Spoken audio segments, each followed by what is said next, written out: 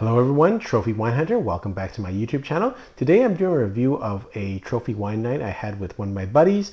Kind of a mini. We didn't have a lot of wines, but the quality was very good. We decided to do some comparative tasting of two Chateau Margaux, and then had a Pavillon Blanc for good measure. So, the quality was very good, although it's just 4 bottles. We were at Elisa Restaurant in Vancouver. I'll have a review of that restaurant at the end of this video. One of my favorite steakhouses in Vancouver. Hopefully they'll be up for Michelin recommended or Michelin star when the next Michelin ratings come out. So, very nice night. It was Elisa is always a great restaurant, and it's great pairing. They have lots of different variety of food to be able to pair with the various wines.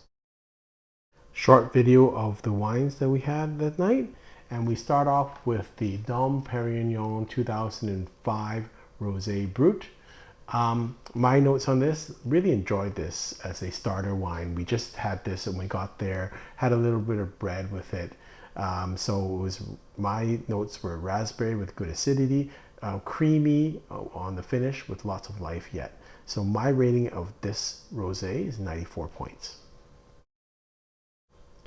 Next one was a real delight and pleasant surprise for me. I've had 2015 Pavillon Blanc Margaux before. I had it at the winery on Perignon, but never really thought of it that highly. I know it's a great wine, but wow, it's really showing well at this point now in 2023. It is 100% Sauvignon Blanc, and it is aged 25% in new oak, which is supposedly slightly less than normal. But it was really delicious. We had it with the oysters, and you'll see in the next photo that I have. I was really pleasantly surprised with this. Again, I know that it's a great wine, but I never had that type of impression before, just drinking through it. And that's the usefulness of drinking it through dinner. Sometimes you just taste the wine. I had it with a course over 15-20 minutes, then went back to it at the end. It was great.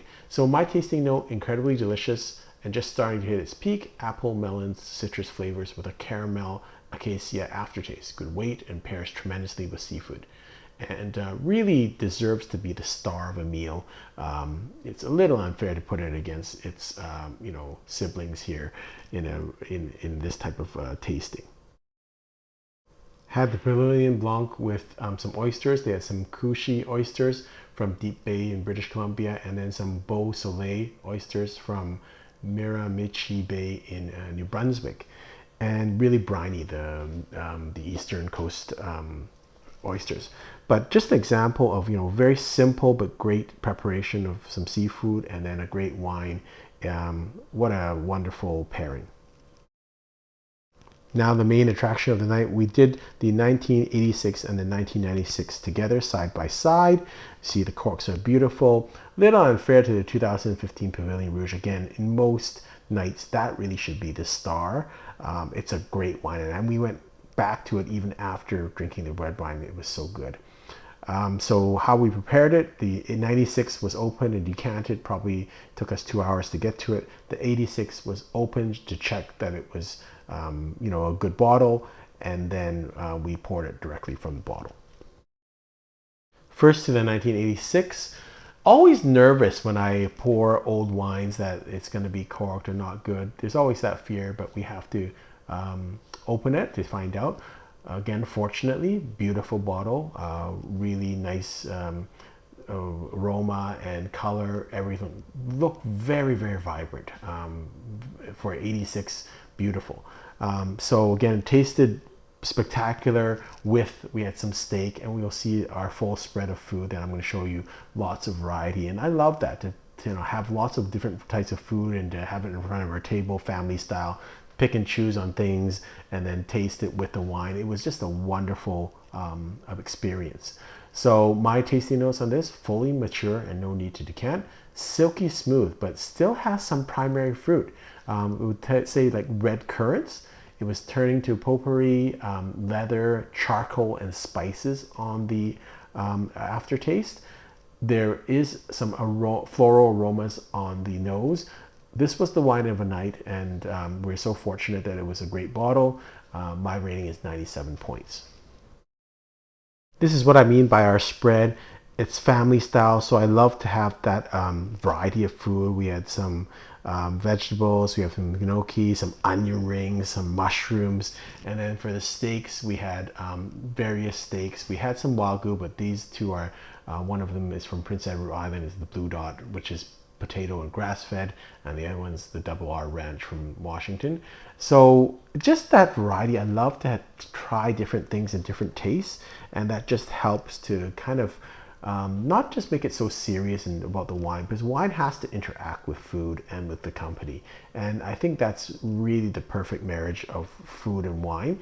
It really brings out the food and also brings out the taste of the wine. And you also, by having onion rings or mushrooms or beef, it does bring out different characteristics of the wine. In case anyone is wondering, the blend of the 86 Margaux is 90% Cabernet Sauvignon, 4% Merlot, 4% Petit Verdot, and 2% Cabernet Franc. The 96 vintage the blend was 82% Cabernet Sauvignon, 12% Merlot, 4% Petit Verdot, and 2% Cabernet Franc.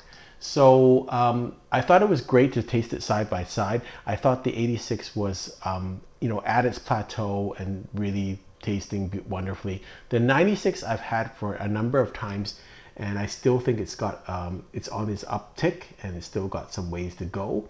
So in 2019 I tasted it. I thought it was very powerful and full body and needed a few more years. I rated it 93 points. Then in 2020 I tasted it again, thought it was still a baby, 3 hours of aeration, still needed some time. And then this most recent tasting, I thought it was closer to the peak. We decanted for 2 hours.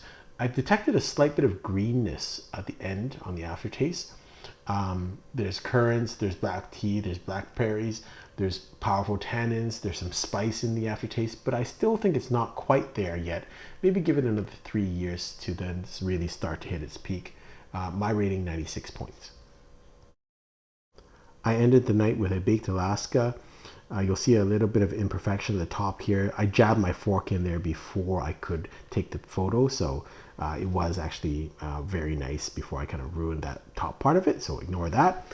Anyways, all in all, a great tasting, wonderful friends. First of all, that's the most important thing. That was, great night with my friends. The wines were wonderful. The atmosphere, Lisa, was great, and the food was wonderful. The pairings were excellent. All the wines showed magnificently, and it was so interesting to try the 86, which is like fully matured, to the 96, which has got some potential, to the 15 Blanc, which is quite youthful. But just to see that different variation and to see the excellence and the quality of all these wines, even the Dom, wow, it was just a wonderful experience. Hope you enjoyed this review. Until next time, happy drinking.